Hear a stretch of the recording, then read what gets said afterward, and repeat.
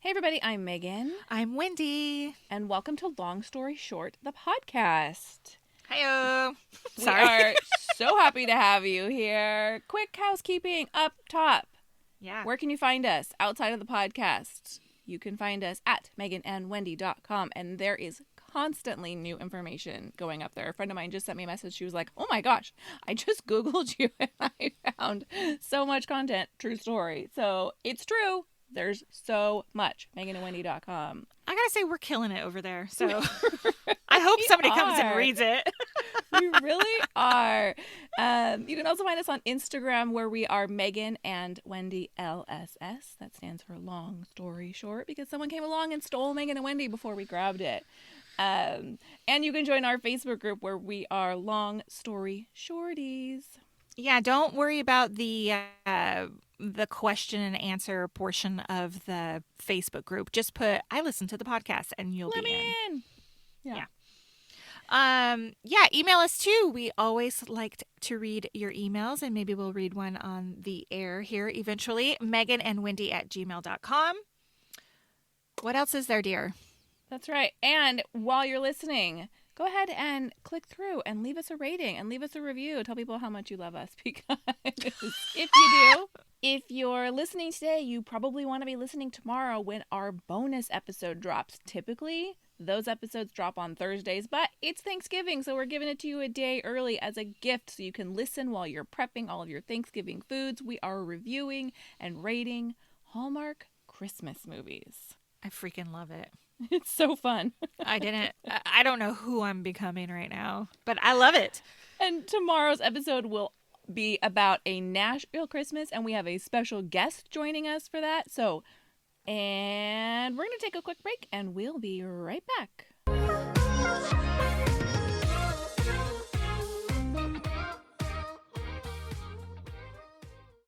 All right, friends, today's episode is going to be a little bit different than our standard episode, because we always start with a little chit chat up top, and we had so much to talk about that we're going to do that the entire episode. We're just going to chat about all the things that are on our minds. Yeah.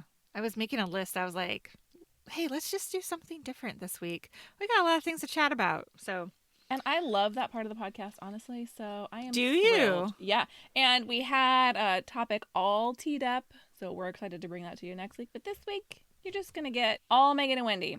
All Megan and Wendy. Yes. Yeah. Well, let's start with some very exciting news. Yeah. So, Megan, you were featured on CNN.com. I was. Is that the wildest thing you've ever seen? It's so freaking cool. It is so cool. I sent it to so many people, including my parents, who were like, hand clap emoji, yay, Megan! Oh, that's so sweet. So how that came about is I had written a post on our website all about pandemic holiday cards, and I have to give a shout out to our friend Adele, who had said several days prior, hey, you should write a post about pandemic holiday cards because there's some really funny ones. And so I did, and then we get an email from a woman from CNN.com. Her name is Faith Karimi, and she said, hey, I'd like to talk to you about this. And of course, the first thing I did was Google her. I was like, is this a real thing? Is she legit? Yeah, CNN, like... Yeah. And she's legit, guys. And I spoke to her on the phone, and she has the most lovely accent you've ever heard. And I just wanted to talk to her forever. And lo and behold, it's funny because the conversation happened the day before the election. So I thought, well, this is going to get bumped, right? Like, there's no way. This is going to get buried under election nonsense. Yeah. There's no way that this either A, comes out, or B, anybody ever sees it. And they held it until after the election chaos died down, and out it came. Yeah, super exciting. Megan texted me. She's like, we're getting all these referrals from CNN onto our website. So of course it had come out, but we didn't know that the article had come out. And I say Megan and we. Interchangeably? I say we because the people came to our website, but it was Megan who wrote the article. And was interviewed by CNN. So it was her face and her words and all that stuff. But I say we because we benefit from it. Of course. It was on our website. Yes. And it's so funny because I sent the link to my mom, and my dad calls, and he goes, your mom goes, Megan's on CNN. And my reaction was, oh, crap. What did I don't know what he possibly thought I could have done, but he was like, they never have anything good to say. So I guess, like, oh, no. Does anybody ever make the news for anything good? So True. Anyway, but then, of course, like, he sent it to everyone. I get messages from my brother and from my aunt, and it was very fun. And, it's so funny because Wendy's like, your name was the first 2 words of the article. I was not expecting that. I thought it was just going to be kind of a generic article about, pandemic holiday cards and that you would be mentioned. But it was like straight up Megan Samarin of Southern California. And I was like, holy crap, it's about you. Like I was surprised by that too. I thought I would have a 1-line mention of here are some ideas, but no. So that was very fun. Thank you so much to CNN for that feature. And we, of course, will leave a link to the article in our show notes, as well as a link to the post where you can find some fun holiday cards. Because if you haven't thought about that as an option this year, it's kind of fun to see how, these card making businesses have made it work. They've acknowledged that you're not necessarily going to have your beautiful staged holiday photos this year. I was shopping for Christmas cards the other night online, and I was like, there's not enough pandemic cards out there. You know what I mean? Mm-hmm. So they should all be pandemic holiday cards. They should. Yes. Anyway, so if you follow us on Instagram and Twitter, you have noticed that Megan has been in quite a mood the last couple of days. And tell me what's going on with you. I am in a foul mood, and it's funny because I don't know if the people in my house would actually know that, because I am biting my tongue like all day long. I'm like, just when you're in a bad mood and you're in a bad mood and know you're being horrid and you can't stop, but you kind of, it's like I'm not mad at anybody, right? So I'm trying really hard not to take it out, but I'm a real crab. And I think among many reasons, part of the reason I have reached a all-time high level of pandemic fatigue. Of course. We all have. And look, to be very clear, I'm not stopping doing the things that keep my family and others safe. Like, I'm still all on board. I'm still let me interrupt. Ahead. I want to interrupt you and read your tweet from the other day. It says, having a tired of pandemic BS kind of day, still staying home, still believing in science, but 8 months of this and the near nonstop discussion of it wears you down. Yeah, that's really it in a nutshell. And I'm sure people listening can relate. And I would like to say that I recognize how lucky my family is in all of this, right? Like, my husband is still employed. We haven't had to worry about putting food on the table. I cannot even begin to imagine what all of this would be like with that on top of it. So I recognize that my whining comes from a very privileged place, and also that this is hard for everyone. Well, look, I mean, yes, all of those things, but you don't have to make excuses for how you're feeling. Do you know? Right. There's no winning the Pain Olympics. Exactly. Now, as of recording this, it was just recently announced that our county is back in the purple tier, which means that's not a statewide thing, is it? Is that just a California thing? Yeah, so in California, I mean, every state has their own, but so California purple is the most restrictive tier at this point. Who knows? Maybe they're on like black. I don't know. I laugh, but it's probably going to be true. It's like a manic laugh, right? I mean, yes. Because when schools were reopening, you had to get out of purple in order for schools to open. But if you go back into purple and schools are opening, they can stay open. And look, I think that when it comes to classifying essential services, I do think schools should rank higher than restaurants. I'm going to say it. And they Yeah. should rank higher than bars. You know, if you have to pick and choose, we need kids in schools for a lot of reasons. And part of that is we don't have safety nets for families that have to go to work and don't have school options for their kids. We have created a world in which school is where our kids go during the day. Yeah. And, you know, for a lot of our kids, virtual learning is not a great option. And so the weird thing about the tiers, and I think this is part of where my frustration comes in, is like, okay, they go through like what can be open and what can be open at certain capacities. And it's like, okay, indoor dining is now closed. Bars are now closed. But like outdoor dining's open, right? But anybody you ask is like, yeah, but you still shouldn't be eating in a restaurant, even outdoors. Like if you drive around Orange County, especially like the beach cities where square footage is at a premium, right? Yeah. Like these restaurants have moved into these like tiny little parking lots. Yeah. And they're trying to squeeze as many tables in as they possibly can, which I understand because again, there's no safety net for these places, right? It's be open or go out of business, really. And so now you're sitting as close to each other and you're maskless. And some of these places are building tents outside. So you basically have like indoor dining with no ventilation at all, but it's in a parking lot. It's maddening. It's like, okay, we're trying to find a way. And if the government says like, hey, this can be open, the natural step your brain takes is like, okay, well, if it's open, then it's safe. You want to believe that things that are open are safe and okay. And the reality is like, just because it's allowed doesn't necessarily mean it's safe. Well, okay, so we were talking off mic about this, and I'm going to reiterate something I heard this morning. It is basically because the messaging is so messed up. What is safe? What's not safe? It's all just a mess. And I think people are like, throw their hands up in the air and they're like, fuck it, I'm going to go out and eat because I'm tired. Or there's no other way for me to explain it other than like put tired on it. But people are tired of this. Now, am I saying that's the right thing to do? No, I think everybody should wear a mask because holy hell, I'm tired of being at home. I'm tired of our regular plans being disrupted, but and tired of people dying and tired of yes, right? I mean, all of those course, things. Yes. Wear a damn mask. I'm so tired of the arguments about it.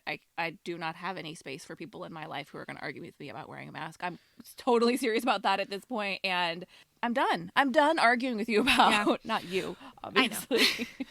The city that I live in, so Orange County has gotten a bad rap, and honestly, rightfully so for some places, right? Because people are garbage with the way they have behaved. Right. But the city that I live in had a mask mandate before the county had one and has maintained one. And when you go places, it is like a very high percentage of people that wear masks. And quite frankly, it warms my heart. I just kind of want to like air high five people that are just wearing a mask. Like it's no big deal. I mean, if that's going to keep people from dying and will help life resume some normalcy, why aren't people doing it? I'm exhausted of this conversation. Me too. I'm tired of it. All right. Okay, let's move on to a quick update from a previous episode because I think Wendy has something to tell us. I am looking at it right now. It had arrived. I have not used it, but it is the non-absorbent lotion applicator Body Buddy. Look, I'm so freaking excited. I pull it out of the package. It's long, it has two handles on it, so it can reach in places that you can't normally reach, right? Like your back, like your butt side, whatever. What I like about it... Butt side. I'm just telling you, I'm not trying right now, but I think I can reach my butt. Well, so can I. But the problem is, I do not enjoy the skin on skin rubbing of lotion. Yes. I don't know why. Maybe I'm weird. I would love to hear if anybody else has that weird aversion. Yes. I'm sure people do. It's a sensory thing. I hear you.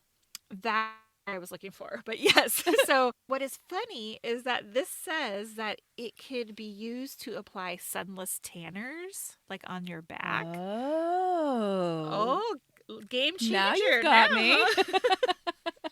So it's really weird. The fabric, so it's non-absorbent, so it's not like it's a terry cloth towel. It feels like cheap leather. Do you know what I mean? Okay, yes.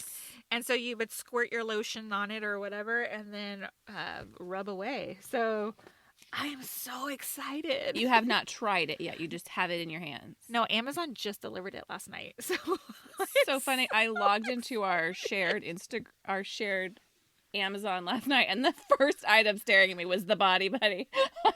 I just laughed so hard. Look at it. I'm telling you, it has a patent and everything. I'm super excited. We will link it in the show notes, and I will give some sort of update after I use it. Very excited. Okay, so last week, Wendy told me about a new podcast, and if you know Wendy, this podcast is like tailor-made for her. Yeah, it is. And that is the new 90210 Recap podcast hosted by Jennie, Garth, and Tori Spelling. Yeah, and it's called 90210 OMG. Okay, I like the title. So they've had 2 episodes, and they are awful. Oh, no. Okay, we are new podcasters. Uh-huh. It takes some learning. You know, Sure. There's some training wheels.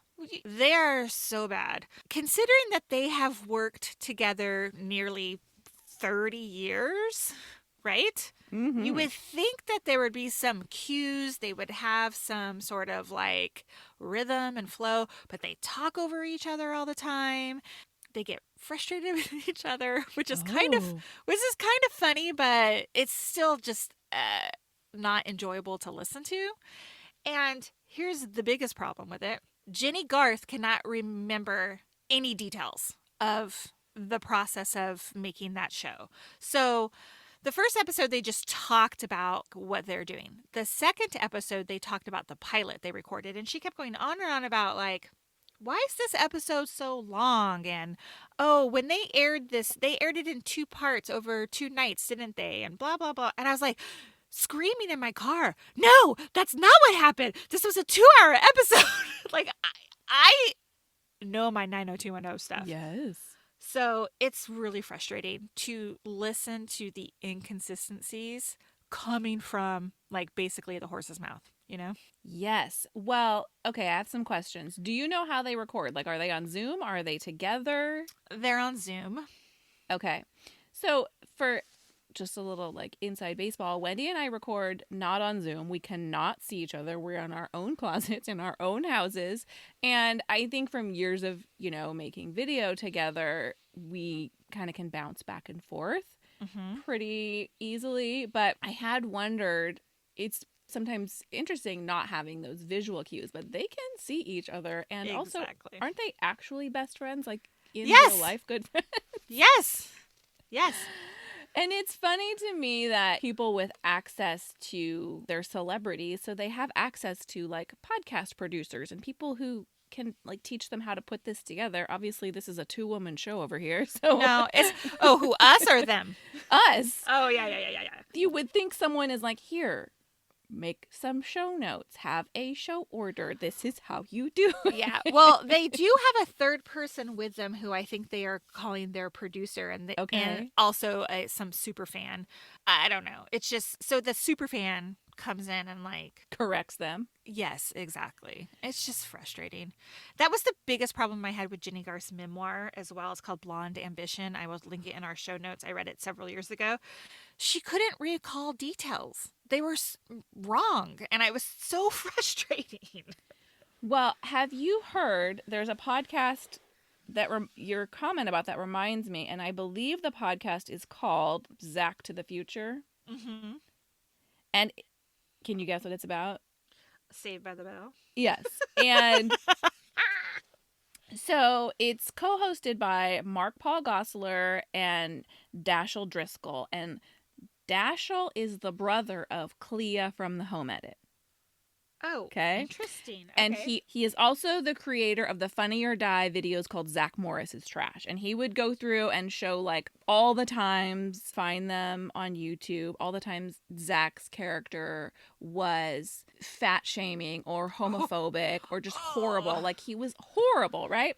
So he made these videos and now he and Mark Paul Gosselaar are making these recap episodes, and I only listened to 2. Look, I was a Saved by the Bell fan, obviously, and I thought it would be funny, these 2 alternating points of views, but Mark Paul Gosselaar can't remember anything either. Oh. And it's so funny. It was just a job to him, right? He showed up, he read his lines, he left. It wasn't perhaps the pop culture phenomenon in his brain that it was for those of us who grew up watching reruns over and over and over. So he's constantly asking questions of Dashiell, like, oh, why do you think we did that? Oh, I don't remember that. Oh, what do you think's happening here? I'm like, what are you doing? You were on the show! Yeah. So I really wanted to love it. Podcast itself is well done, but it's frustrating to me that he doesn't really remember the show. I'm like, well, I want like the inside stuff, and we're not really going to get that. Yes. So that's what they claim on the 9021 OMG is like, they're like, we're going to talk about behind the scenes stuff. And I was like, well, Jennie can't even flip and remember anything. So what are you going to talk about? So I feel like I'm disappointed by my heroes. Yeah, you know what I mean? I get Not that they're my heroes, but you know, when you meet somebody famous and then you're disappointed by it, I have that same feeling.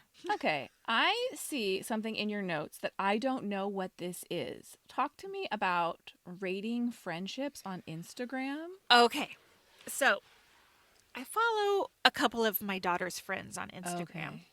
And they do this thing where, you know how Instagram has that function of like, how are you feeling? And it's like a sliding scale. Mm-hmm. Yes. So what they do is they say like, how much do you think I like you? And then they put that sliding scale, right? And then what they'll do is do a screenshot of the responses. Say someone puts the sliding scale at 25%, and then the person will mark the sliding scale of where they actually like them. Does that? Oh my god. So if a person thinks like they only are liked 25%, the girl who responds is like, I like you more than that, but only 75%. You know, and then, so it varies from person to person. And I just think this, whatever is happening, is so believably fucked up. Yeah, that's horrifying. This is the number of times I say I'm so glad we didn't have social media when I was a kid. This would have broken me. Right? Right? Yeah, I'm a person who assumes people don't like me. If I know you, I assume you don't like me. This is why we get along. And I assume my friends don't like me. And I assume people are mad at me all the time. And this is why words of affirmation are one of my love languages, because I need to be reminded that I am liked. I hate this. I hate everything about this. It's mean. I think it's mean too. And yeah, so parents, if your kids have Instagram, it's just happening in the stories. So I would suggest you check it out and maybe have a conversation. Certainly we'll be having one with my daughter about it. Yeah, about like not participating and also like not setting yourself up for it, right? Like if someone else posts that, don't engage, right? Don't give them the opportunity to make you feel bad. Right. I mean, I would hope in a perfect world, like if I thought somebody liked me only 25%, that they would respond with, what are you, you're crazy? I like you 100%, not 50%. You know?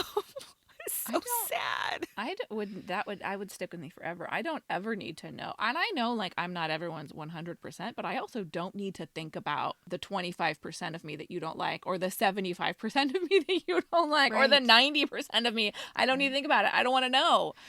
Well, and what else I think is so wrong with it is the screenshots that they show, so everybody else can see. Yeah, it's not a private conversation. Yeah, you're feeling towards somebody else. It's just like, whoa, too much for me, dude. I can't. What is happening? This social media and teens is a runaway train. Okay, can we talk about more teen things? Yeah.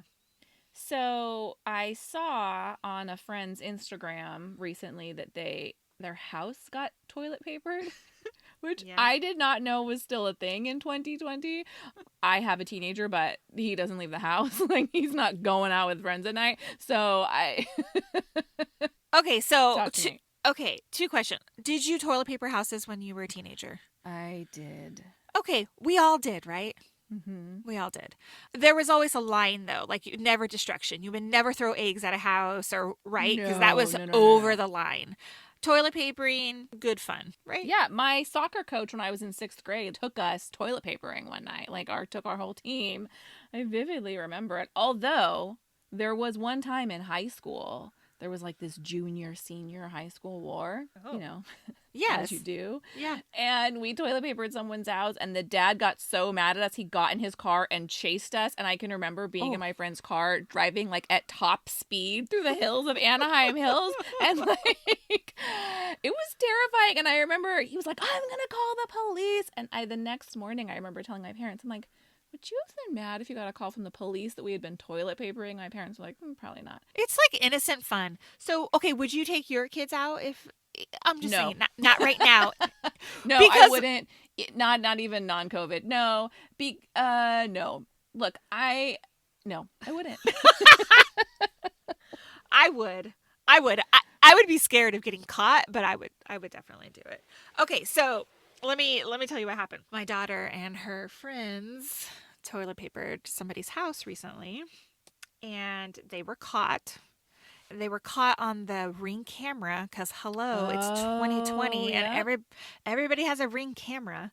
So that takes the fun out of it a little bit, right? Because you got to try not to get caught by the camera. But they got a good tongue lashing from the homeowners. And I got a email about it from the homeowners. So I kind of laughed about it, to be honest, because I was like, they didn't destroy anything. They didn't vandalize anything. I guess the biggest problem with it is that these people had just put up some like Christmas decorations on their front yard.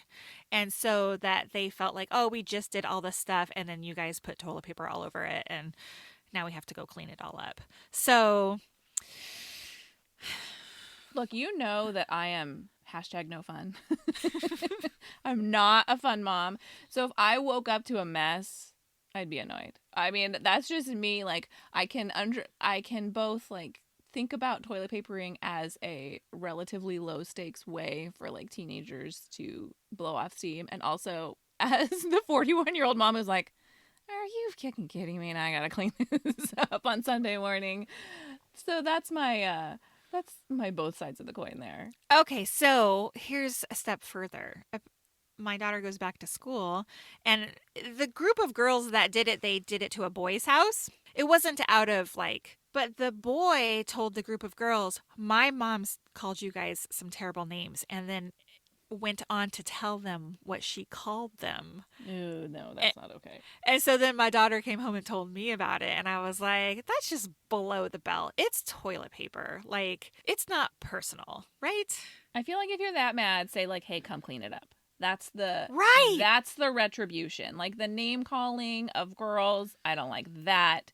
I feel like if it pisses you off to that extent, say, hey, you made this mess. Now you come deal with it. I could understand that. Right. But yeah, no, name calling. And is that modeling conflict resolution for your teenager, right? Like, hey, I don't like this thing. I'm mad about it. So now I'm going to call these girls these horrible names. And now I'm teaching you that it's okay to call people horrible names, as opposed to saying like, hey, this is how we deal with the problem. Right.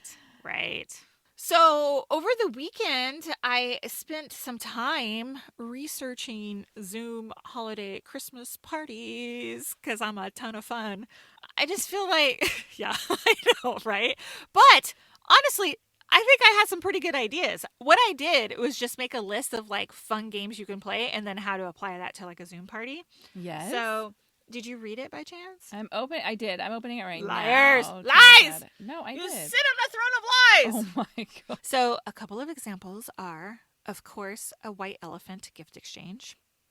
Yes. Which you commented is basically like without the ceilings. Kind of Secret Santa-like. I mean, logistically can be difficult, but is workable if you have someone, and this is what I suggested, you need a lead person to really organize this event. For sure. But you can still do like a Secret Santa type thing, or if you did like put together a DIY ugly Christmas sweater kit and delivered those to your family members. Yes. And then those people have to make their own ugly Christmas sweater and then show up to their Zoom party. And then you have like a challenge of like who has the worst or whatever. I think it's so fun. Yeah, or you could like decorate it on the call and like show them at the end. Yes. Kind yes, of like yes, similar to yes. like the nailed it challenge. Laughing Right. so hard over like the Santa expectations versus reality. Looks like a monkey. That picture, it totally looks like a monkey, doesn't it? If you guys don't know what she's talking about, we're going to put a link to it in the show notes. There's a picture of like, you know, where you make one of those cupcake cakes, but this one is decorated like a Santa. And then if you try to recreate it, it's terrible. I think there were a lot of good ideas. And the internet agrees because they have been coming to our website looking for them. In droves, yes. It's funny, 2020 bingo. So our HOA has done a lot of virtual events during the pandemic. They typically do like a lot of in-person events, but so they've done bingo several times, and I freaking love bingo. I love bingo. I like real bingo where there's like money at stake. Yeah. But when our HOA does it, they have someone like in the prize mobile, like waiting, and they like, drive it to the winner's house. That is so fun. Show it on the Zoom. Yes, obviously that only work within a neighborhood where you're within a mile of all the houses. Yeah. But I'm sure there's other ways to do it. Well, I had linked a bunch of Etsy shops on there too. Yes, you could get bingo like cards. customizable bingo cards, the ones that say like your family's name on them, or if you want the squares to say something specific. I think that would be a lot of fun. During the election chaos, as I'm trying to take a break from CNN, I turned on the Gilmore Girls Year in the Life. Did you now?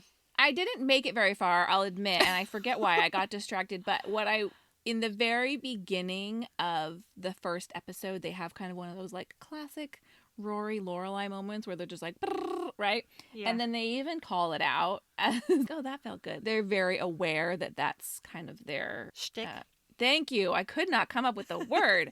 So you've been rewatching original Gilmore Girls. I have. So I started a couple weeks ago, and season 1 was really hard to get through. But you know that's typical with like season 1 shows, and so I'm just in season 2 now, and it just struck me this morning like how complicated the characters are this season. You know, like during the first season, you're just getting to know them.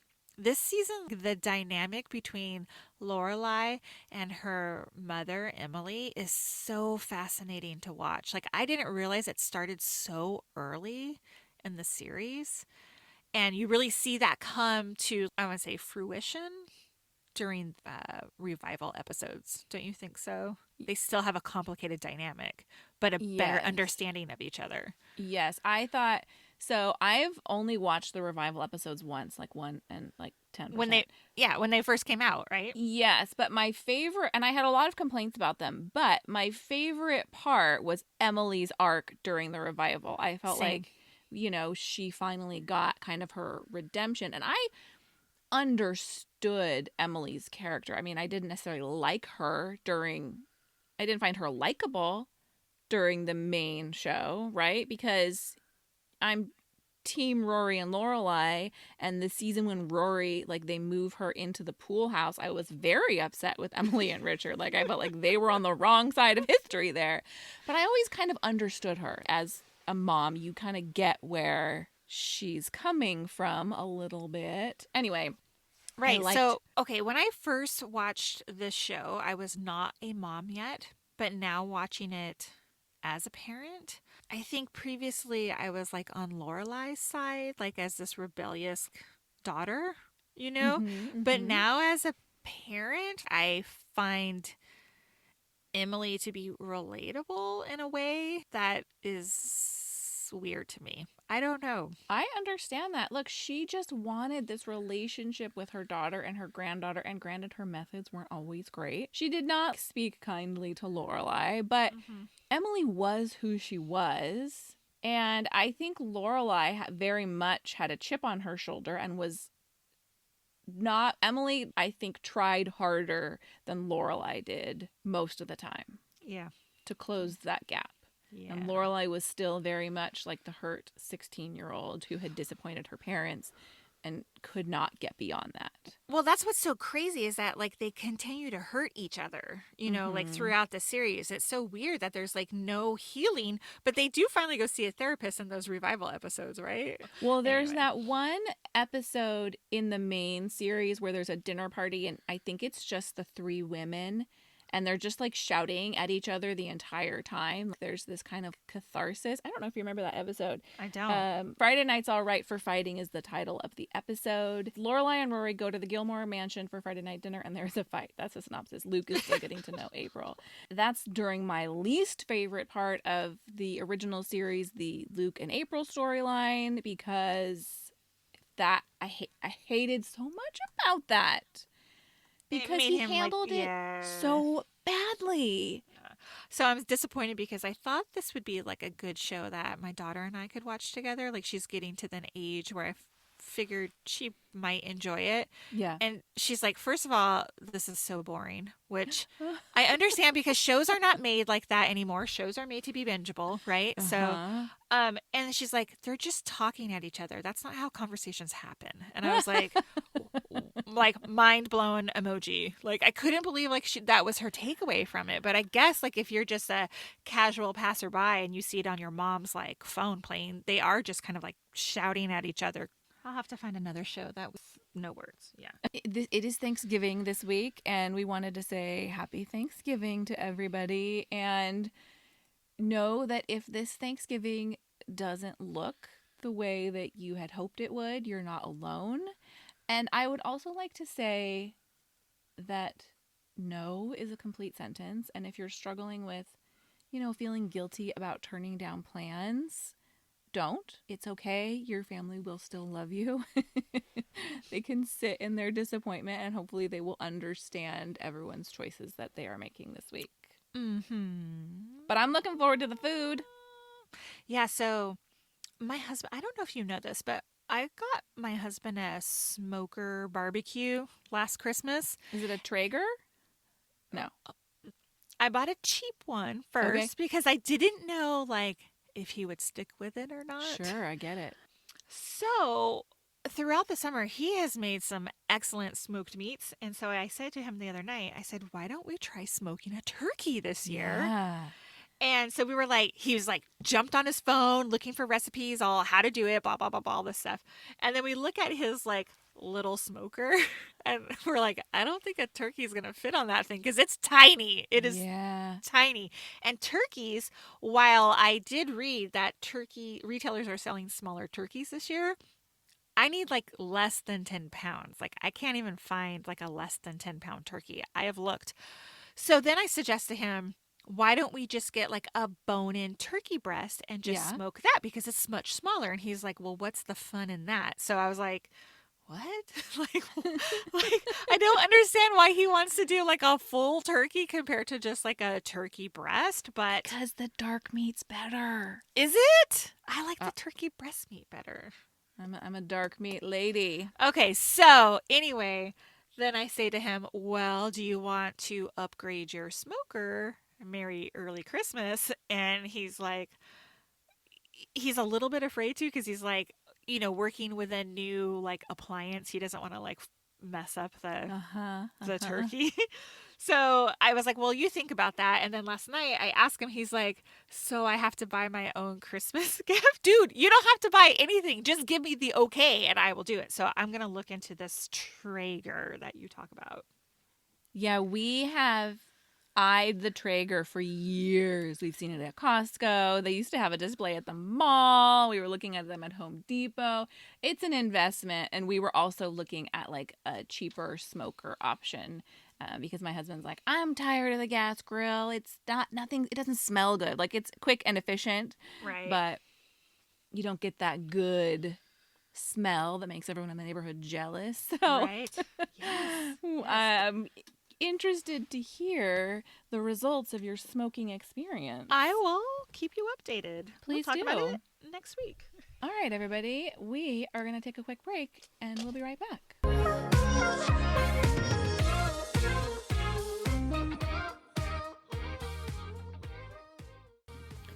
This week's podcast is brought to you by Celestial Shell Creations. Michelle makes the most beautiful handmade items like book covers, coffee sleeves, and the newest addition to her shop, fabric bins in multiple sizes.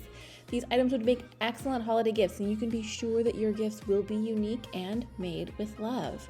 Shop at celestialshell.com or via the link in our show notes.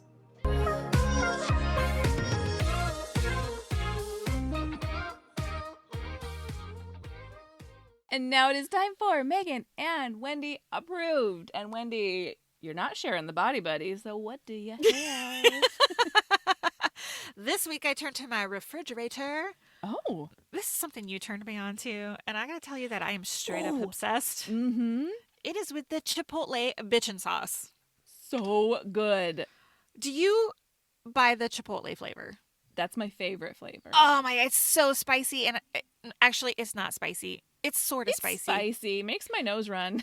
Me too, but like I can't quit it. I just keep so eating good. it more and more and more, and it's so good. Currently, right now, I eat it with either carrot sticks or I eat it with pita chips, and it's freaking delicious. I was trying to think of some other ways that I can use it, maybe on a sandwich. Yeah. Oh my God. Stop the presses. Leftover turkey sandwiches. I think that would be yes, really good. so good. It is basically like an almond-based dip. So if you're like a dairy-free baby like me, it's nice because so many of like the store-bought dips are like cream-based, cheese-based, buffalo chicken dip with sour, whatever. It's so good. So it's vegan and dairy-free, obviously, if it's vegan. And I'm neither of those things like on the regular, but man, it's delicious. And they have lots of flavors. Where do you get yours? I buy it either at Pavilions or I get it in the larger size at Costco. Yeah, Costco, they used to only do it when they had road shows. So like the Bitchin sauce people would be there and you had to find it when they were there and stock up. But now they carry it part of their regular line. But they do sell it at the grocery store. It is much more expensive at the grocery store. Oh, I didn't realize that. I'd have to look. Yeah, if you're looking for it, it's in the refrigerated section. Mine is usually like in the deli section where they sell the meats and cheeses. So delicious. What you got? I have a show that I've been watching, just finished last night, called Dash and Lily. Oh, yes. Look, I started watching it. I gave it a try over the weekend. I was working on my Zoom party post at the same time, so like I couldn't like split my brain to watch that and do the other thing at the same time. Yeah. I did enjoy the first episode a lot, but then it kind of like slowed down for me, but I will finish it. It's really cute. It's based on a book called Dash and Lily's Book of Dares. The Netflix show is just called Dash and Lily.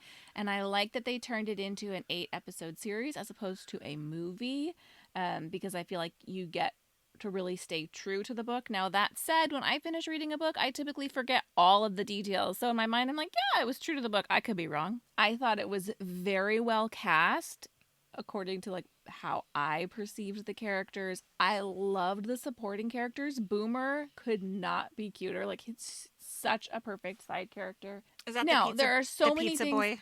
Is that the yes, pizza boy? There's so many things about it that are unbelievable. Like the premise is Dash's parents are divorced and they both think that he's staying with the other one. Like, okay, I understand he's 17, but we're really not going to discuss with each other, hey, where is our kid staying for Christmas? Because we're both going to be out of town. So they, he tells his mom he's with his dad, tells his dad to his mom. They're both out of town. Unbelievable. But does make for an interesting series. I thought it was sweet. It is set in New York at Christmas, shot pre-pandemic. So one of my favorite places in the world is New York at Christmas. My husband and I go often for the weekend. I'm sighing because you know why? Because your New York trip was canceled. My New York trip was canceled in the spring, and now that I can't go to New York this Christmas, it's the only thing I want to do. I've never, Yes, this time of year, every year we're like, well, we're going to skip a year. And then right around this time, my husband's like, we got to go. We got to do it. We got to go for the weekend. It is one of our favorite places. We've been so many times at Christmas, and it's so sad that we can't go. And obviously, I think it would be very different this year, but it's really fun to see old New York at Christmas with the crowds and the tree and the lights and the carolers. It's so good. And look, if you're a YA reader, I think you might enjoy like the Megan. movie, like I am. Yes. I enjoyed it. All right, friends, thank you so much for joining us on this wild ride of an episode. Come back tomorrow for our Girls Gone Christmas recap of a Nashville Christmas Carol. That might not be what it's called. That's what it's called. A Nashville Christmas Carol. Yeah, that's it. Megan. Yeah. And we would love it if you would leave a rating and or a review before you go. And we'll see you next week. Bye. Bye.